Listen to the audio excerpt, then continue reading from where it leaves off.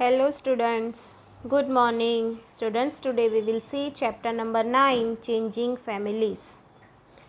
What is the name of this chapter? Changing Families. Now let's get start. Here are pictures of some families. तो यहाँ पर pictures दिए गए हैं families के. These families are of Kiran, Sumi and Deepali. कौन से फैमिली के यहाँ पर पिक्चर्स दिए गए हैं? किरण की फैमिली का, सुमी की फैमिली का एंड दीपाली की फैमिली का. Let us go some information from this picture. तो चलो हम ये पिक्चर को देखकर थोड़ी सी इंफॉर्मेशन जानेंगे. सबसे पहले किरण स्टेल. किरण स्टेल मीन्स किरण की जो स्टोरी है वो हमें सबसे पहले यहाँ पर बताई गई है. There is a great excitement in किरण's family. किरण की फैमिली में क्या है? बहुत ही एक्साइटमेंट है. She has a new baby sister.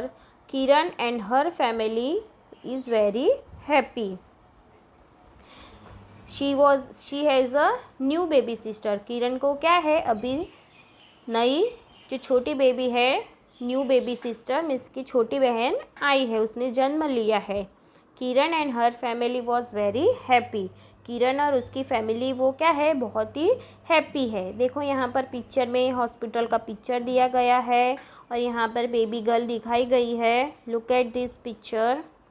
Look at this picture. देखो हॉस्पिटल का पिक्चर है और यहाँ पर एक किरण को छोटी सी सिस्टर यहाँ पर दिखाई दी. देखो यहाँ पर छोटी बेबी है, तो ये क्या है? बेबी गर्ल, बेबी सिस्टर है किरण की. तो ये पिक्चर के थ्रू आप देख सकते हो कि उसकी फैमिली कितनी हैप्पी है. Look at here. यहाँ से वो डिस्चार्ज हो रहे हैं और यहाँ पर फिर घर पे आ रहे हैं.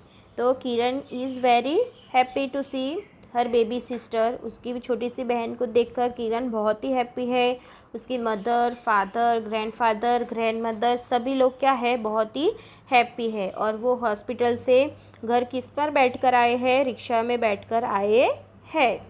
तो स्टूडेंट्स, आपके घर में भी अगर कोई न्यू फैमिली मेम्बर्स आएगा तो आप लोगों को भी बहुत ही खुशी होगी, आप लोग भी बहुत हैप्पी हो जाएंगे.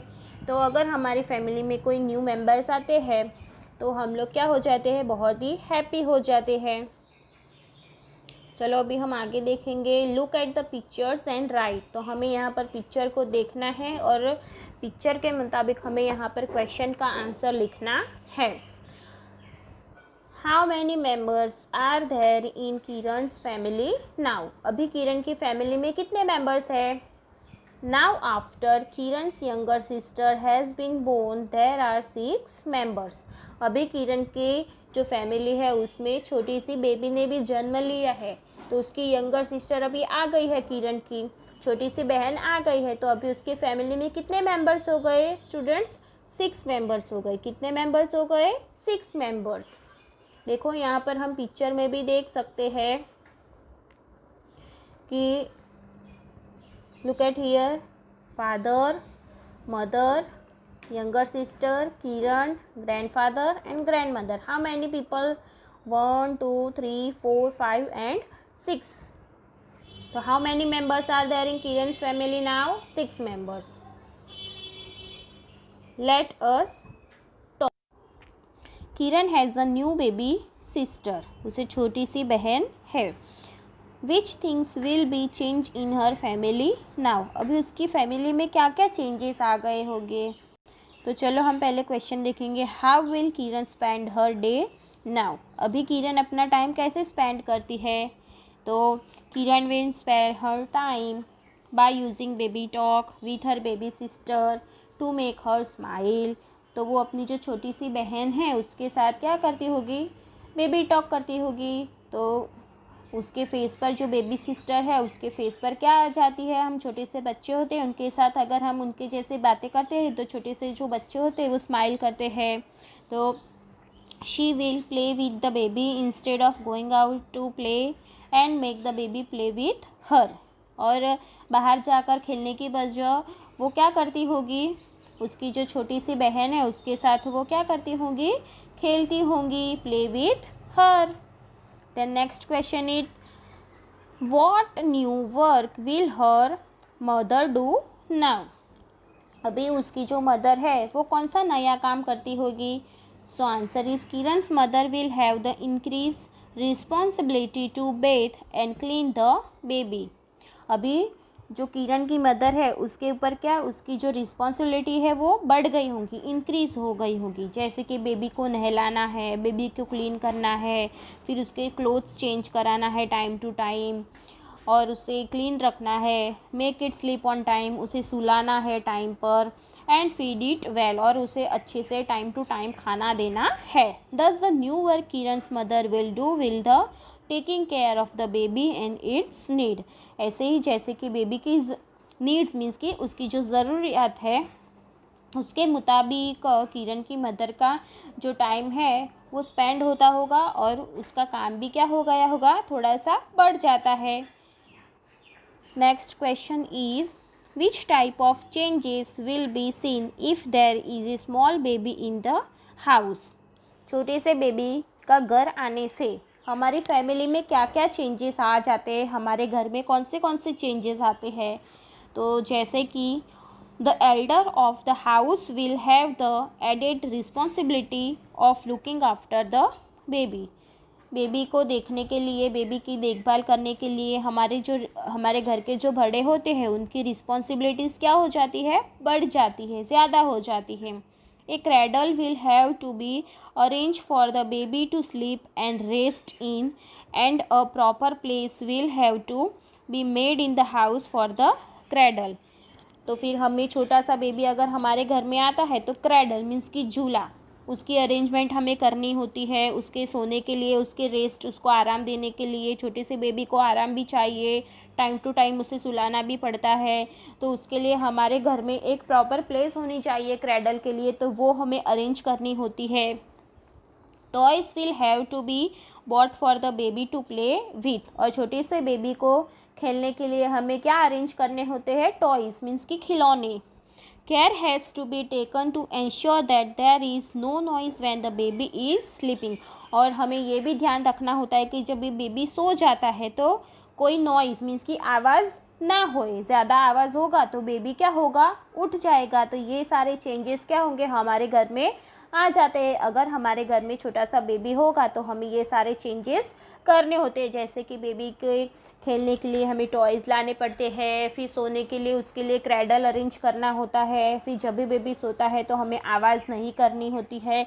तो ये सारे चेंजेस हमें हमारे हाउस में लाने होते हैं। You have to see in next page. Find out about the youngest child in your neighbourhood और in the home of the relatives and write answer to the questions given below. अगर आपके neighbourhood में या तो फिर relatives में कोई छोटा बेबी है तो उसके मुताबिक आप लोगों को क्वेश्चन के आंसर्स यहाँ पर लिखने हैं। First question is which home has the youngest child in your neighbourhood. आपके नेबरहुड में मीन्स कि आपके आजू बाजू में कौन सा यंगेस्ट चाइल्ड है, आपके घर के बाजू में। The youngest child in my neighbourhood is in Mayank uncle's house. तो हमारे नेबरहुड में किसके घर पे छोटा सा बेबी है, यंगेस्ट चाइल्ड, सबसे छोटा सा चाइल्ड। तो the youngest child in my neighbourhood is in Mayank uncle's house. किसके घर पे है, मयंक अंकल के घर पे। When was the baby born, baby का जन्म कभी हुआ था। Answer is the baby was born a few months back during Diwali days. Diwali के दिनों के थोड़े से दिनों के बाद बेबी का जन्म हुआ था।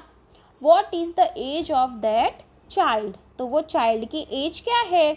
The baby is 6 months old. बेबी की जो एज है वो क्या है, वो कितने महीने का है, 6 months old. How are you related to that child. आप वो चाइल्ड के साथ कैसे रिलेशन, आपका क्या रिलेशन है वो चाइल्ड के साथ। Answer is the babies father is my uncle, so the baby is my cousin brother. Baby के जो फादर है वो क्या है, मेरे अंकल है, तो बेबी मेरा क्या हो गया, baby is my cousin brother, छोटा सा कज़िन भाई है। Where was the baby born?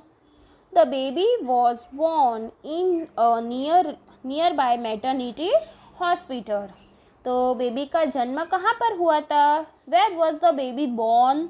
The baby was born in a nearby maternity hospital. मतलब कि बाजू की जो मैटरनिटी हॉस्पिटल है वहाँ पर बेबी का जन्म हुआ था. Does the baby have any teeth? क्या बेबी को teeth है? No, the baby does not have teeth yet. अभी तक बेबी के teeth नहीं है. What do they feed the baby with?